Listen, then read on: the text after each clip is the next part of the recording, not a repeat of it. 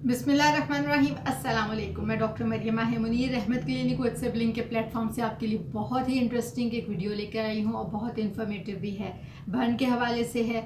अक्सर औकात आप आगे पीछे घर में देखते हैं कि आपको कोई ना कोई मरीज़ इर्द गिर्द मिल जाता है जिसका बर्न हुआ हो, जिसका हाथ जला हो।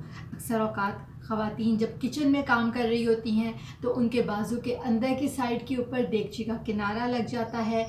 कई मरतबा चाय बनाते वक्त उबलता हुआ पानी हाथ पे गिर जाता है, आपका उबलता हुआ दूध गिर जाता है। कोई बच्चा आपके पास आके खड़ा हो जाए गलती से जिस वक्त आप लोग खाना पका रहे हों, तो उस वक्त कोई ना कोई उसके ऊपर छींटा पड़ जाता है एक्सीडेंटली। कई मरतबा गर्म दूध या फिर गर्म पानी भी गिर जाता है। तो ऐसी सूरत में आप लोगों को क्या एहतियात करनी होती है, आपको कौन से टिप्स यानी कि फ़र्स्ट एड के तौर पे आपको क्या क्या करना होता है।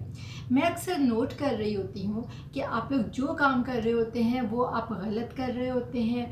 बहुत सी ऐसी चीज़ें हैं जो कि मैं एवरीडे लाइफ के अंदर ऑब्ज़र्व कर रही होती हूँ कि लोग जब भी बर्न के मरीज़ को ट्रीट करते हैं एज अ फर्स्ट एड के तौर पर, तो वो गलत चीज़ें कर रहे होते हैं जो कि आगे चलकर ना सिर्फ उस मरीज़ के लिए प्रॉब्लम बन सकती है, बल्कि उसके जो सर्जन होता है उसके ट्रीटमेंट जो उसने देना है उस मरीज़ को, उसमें भी प्रॉब्लम कर सकती है। और ट्रीटमेंट थोड़ा सा जो ट्रीटमेंट था आप एहतियात करते तो वो एक लिमिटेड होता और जल्दी वो वुंड हील हो जाता, लेकिन इन्फेक्शन होने की वजह से वो फिर बढ़ता जाता है और वो एक लंबी बात होती जाती है। सो आज की इस वीडियो में मैं आपको यही चीज़ें बताने वाली हूँ। साथ में मैं आपको ये भी बताऊँगी कि आपने किस तरीके से पता करना होता है कि बर्न जो हुआ है वो कितनी संगीन है, कितना ज़्यादा बर्न है, किस तरीके से कैसे डिग्रीज़ को आप डिफ़ाइन करते हो। उसके अलावा आप कैसे पता करते हो कि वो कितने ज़्यादा एरिया के ऊपर फैला हुआ है, क्योंकि बर्न के मरीज़ के लिए बहुत इंपॉर्टेंट चीज़ होती है कि हमने उसको फ्लूइड और इलेक्ट्रोलाइट बैलेंस मैनेज करना होता है। तो इस फ्लूइड और इलेक्ट्रोलाइट्स को बैलेंस करने के लिए बहुत इम्पॉर्टेंट वजह होती है कि हमें जानना होता है कि कितने डिग्री बर्न है, उसकी डेप्थ क्या है, उसका जो सरफेस एरिया है वो कितने हदूदरबा के ऊपर जिस्म के ऊपर फैला हुआ है। इसके लिए मैं आपको बताऊंगी कि पार्कलैंड फार्मूला क्या होता है और वेलेस रूल ऑफ 9 क्या होता है। चलिए बात शुरू करते हैं कि हमें जब बर्न हो कहीं पे हाथ के ऊपर, चेहरे के ऊपर कोई तेल का छींटा पड़ जाए, कोई गर्म पानी पड़ जाए, तो आपने क्या नहीं करना। आपने इमीडिएटली उसके ऊपर कोई टूथपेस्ट वगैरह नहीं लगानी। आपने बहुत ज़्यादा जो रनिंग वाटर होता है कि टैप खोल के आपने उसके नीचे अपने हाथ को नहीं कर देना। ये बहुत इंपॉर्टेंट चीज़ होती है।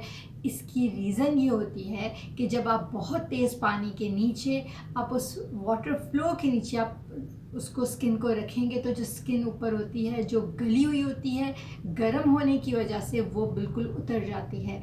उसकी वजह से जो ज़ख़म होता है वो एक्सपोज हो जाता है और उसमें चांसेस ज़्यादा हो जाते हैं कि बैक्टीरिया, वायरस उसके अंदर पेनिट्रेट कर जाए। आपने जो आम नॉर्मल पानी होता है जो आपके ग्लास के अंदर या किसी देगचे के अंदर आप डाल के आप हाथ को उसके अंदर डिप कर दें, ये बहुत ही इम्पॉर्टेंट चीज़ है। साथ में आपने ज़ख़म के ऊपर रुई का इस्तेमाल नहीं करना।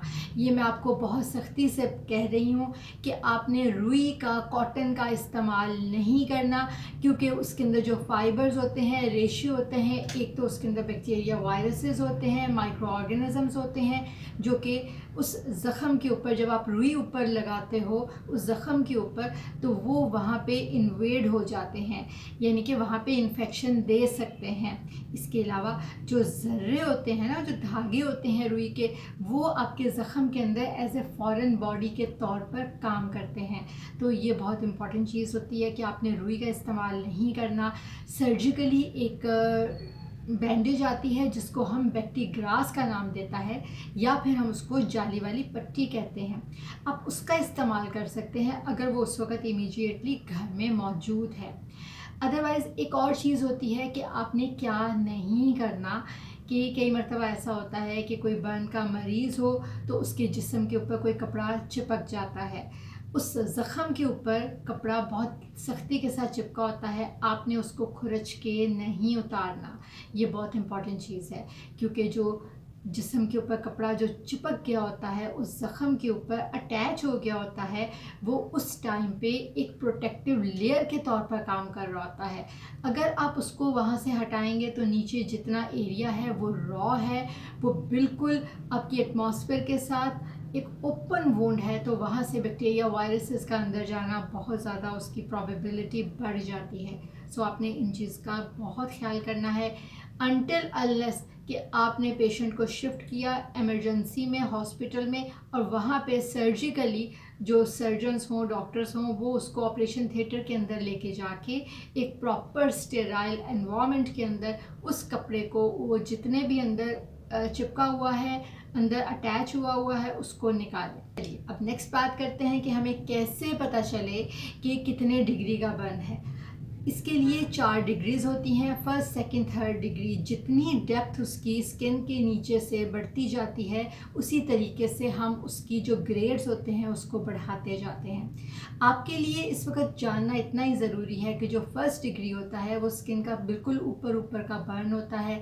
सेकंड डिग्री जो होता है उसके अलावा फिर डीप फेशिया को इन्वॉल्व कर लेता है, फिर मसल्स को इन्वॉल्व करता है, और जो फोर्थ डिग्री आते हैं वो बहुत ज़्यादा डीपली जाके बोन को भी इन्वॉल्व करते हैं। इसलिए आपके लिए यही जानना काफ़ी है कि जो फर्स्ट डिग्री है वो बहुत लेस स्फीयर होते हैं, और जो फोर्थ डिग्री होते हैं वो बहुत ज़्यादा स्फीयर होते हैं। अब आपने करना क्या होता है कि कई मर्तबा ऐसा होता है कि आपके घर के अंदर कोई बर्न का मरीज़ हो और आपने डॉक्टर को बताना हो, तो आपको कैसे अंदाज़ा हो कि वो कितना बर्न है।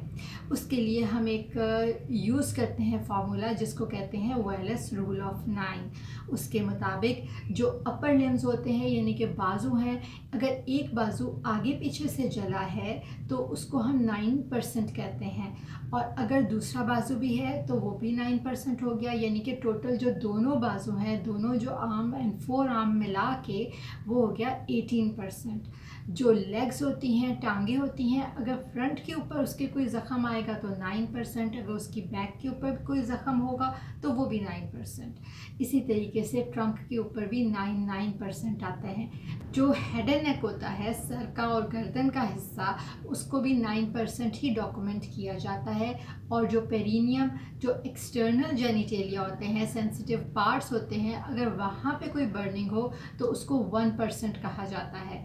यानी कि अगर किसी इंसान का आपका बाजू जल गया हो, फ्रंट के ऊपर सिर्फ जला हो, लेकिन बाकी बॉडी बिल्कुल सही हो, तो आप उसे कहेंगे कि वो 4.5% बर्न है टोटल बॉडी सरफेस एरिया का। टोटल बॉडी सरफेस होती है कि हमारी जो स्किन होती है वो पूरे तरीके से हमारी पूरी बॉडी के अंदर उसने कवरिंग उसने चढ़ाई हुई होती है, तो उसके हिसाब से हम देखते हैं कि कितने बर्न है। इसकी रीज़न ये होती है कि हमें जानना ज़रूरी होता है कि हमने उसको कितना फ्लूइड और इलेक्ट्रोलाइट देना है। याद रखें कि जिस वक्त भी बर्न होता है, कोई ओपन वुंड होता है, तो वहाँ से ऊजिंग होती है, ना सिर्फ ब्लड निकलता है बल्कि वहाँ से जो हमारे फ्लूइड और इलेक्ट्रोलाइट्स होते हैं उनका भी लॉस होता है। इलेक्ट्रोलाइट्स हमारी बॉडी के लिए बहुत इम्पॉर्टेंस रखते हैं। Sodium, potassium, chloride, acid base balance बहुत इम्पॉर्टेंस रखती है। इसलिए जिस वक्त भी बर्न होगा, अगर कोई इलेक्ट्रोलाइट या फ्लूइड लॉस होगा, ब्लड लॉस होगा, तो वो तमाम के तमाम रीजंस की वजह से जो बर्न का मरीज़ होता है वो भी कॉम्प्रोमाइज़ हो रहा होता है। इन चीज़ों को सही रखना बहुत ज़रूरी है, जिसके लिए हम बेसलाइन इन्वेस्टिगेशंस करवाते हैं। कई मरतबा इलेक्ट्रोलाइट्स के लिए हम रिपीटेड इन्वेस्टिगेशंस भी करवाते हैं ताकि हमें पता चल सके कि पेशेंट की प्रोग्रेस क्या है।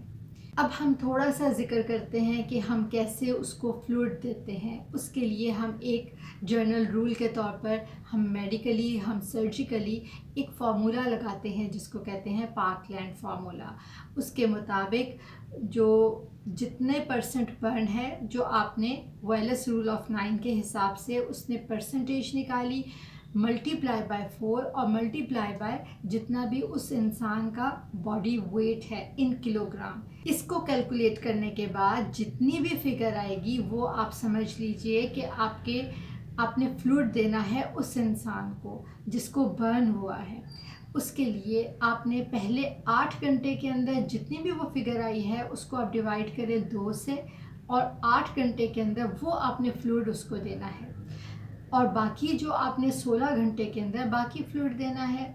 या आप ऐसे समझ लीजिए कि अगर आपने किसी मरीज़ को, बर्न का मरीज़ है, आपने उसका इस फार्मूले के ज़रिए आपने उसकी फ़िगर निकाल ली 3 लीटर, तो उसका आपने पहले 8 घंटे के अंदर आधा फ्लूइड लगाना है यानी कि 1.5 लीटर, और बाकी 16 घंटे के अंदर आपने उसको 1.5 लीटर यानी कि बाकी जो रह गया था 3 लीटर का आधा, वो आपने उसको फ्लूइड देना है। इस तरीके से हम लोग बर्न के मरीज़ को मॉनिटर करते हैं, मैनेज करते हैं। एक और बहुत इम्पॉर्टेंट चीज़ है जो आपके लिए जानना है कि आप लोग क्या करते हैं कि कई मर्तबा जब फर्स्ट और सेकंड डिग्री बर्न होता है उसके अंदर जब ब्लिस्टर्स बन जाते हैं, यानी कि वो जो बॉयल बन जाता है, आप उसको जाके छेड़ देते हैं, आप उस स्किन को, उस कवर को उतार देते हैं जो उसके ऊपर बारीक सी झिल्ली होती है। ये काम काइंडली कभी ना किया करें, क्योंकि उसके अंदर जो पूरा एरिया होता है वुंड का, वो रॉ पड़ा हुआ होता है, वो बिल्कुल ओपन ज़ख़म होता है। अगर आप उस झिल्ली को कैंची से काट के आप हटा देंगे तो नीचे से बिल्कुल ओपन वुंड होगा, जहाँ से इलेक्ट्रोलाइट और फ्लूइड वगैरह एकदम से लॉस होना शुरू हो जाएगा, और जितने भी हमारे एनवायरनमेंट के अंदर बैक्टीरिया और वायरसेस होते हैं, टेंडेंसी बढ़ जाती है वहाँ पे इन्फेक्शन होने के। सो वो बात सही होने की बजाय बिगड़ जाती है। सो अपने बॉयल को, फोड़े को कभी भी आपने उसको फाड़ना नहीं होना, रहने दें। With passage of time healing process चल रहा होता है, उसके अंदर से पानी भी निकल जाएगा और उसके अंदर से ऑटोमेटिकली हीलिंग भी हो जाएगी। नेक्स्ट एक और आपने चीज़ देखनी होती है जो बहुत इम्पॉर्टेंट होती है कि आपने बर्न के मरीज़ जिस वक्त भी आता है आपके पास, तो आपने उसकी इन्हीलेशन इंजरीज़ देखनी होती है। आपने उसका नाक का नॉस्ट्रल्स देखने होते हैं, मुंह का हिस्सा देखना होता है, आपने देखना होता है कि उसके बाल वगैरह क्या किस तरीके से हैं, वो तो नहीं जले हुए। आँखों की प्रोटेक्शन का आपने ख्याल करना होता है, और आपने उस बंदे को, उस इंसान को कहीं पे अगर आग लगी हुई है तो वहाँ से हटाना होता है, क्योंकि वहाँ पे गैसेस बन रही होती हैं, कार्बन मोनोऑक्साइड गैस, वहाँ पे कंबस्टन गैसेस होती हैं, जो कि बॉडी के अंदर जब हीमोग्लोबिन होता है, जिसका काम होता है ब्लड को और ऑक्सीजन को अपने साथ लेके पूरी बॉडी के अंदर सप्लाई करना, तो वो वहाँ पे जाके जब वो गैसेस चिपक जाती हैं तो फिर जो ऑक्सीजन कैरिंग कैपेसिटी होती है वो डिस्टर्ब हो जाती है। सो ये बहुत इंपॉर्टेंट चीज़ें हैं। उम्मीद करती हूँ कि आपको ये बहुत इन्फॉर्मेटिव लगी होगी, और आपने अपने फैमिली, फ्रेंड्स और रिलेटिव्स में इसको ज़रूर शेयर करना है ताकि उनको भी अवेयरनेस हो, और ये जो छोटे छोटे पॉइंट्स होते हैं ना, ये आप खुद ही से पहले मैनेज कर सके। इसके अलावा अगर आपको कोई क्वेरी हो तो आपने कमेंट सेक्शन में ज़रूर हमें बताना है कौन सी वीडियो आप नेक्स्ट चाहते हैं, या इस बर्न के हवाले से आपके कोई और क्वेश्चंस आपके ज़हन में आ रहे हैं तो काइंडली आप पूछें। इंशाल्लाह फिर मिलते हैं अगली वीडियो में नेक्स्ट टॉपिक के साथ, एंड मोस्ट प्रोबेबली मैं आपको बताऊंगी कि इसको मैनेज कैसे करना है, क्योंकि कई मरतबा इसमें अश्कार बन जाता है, इसके अलावा इसमें कंट्रैक्चर्स बन जाते हैं, तो उनको कैसे मैनेज किया जाता है। इंशाल्लाह मिलते हैं अगली वीडियो में। अल्लाह ने के बाद।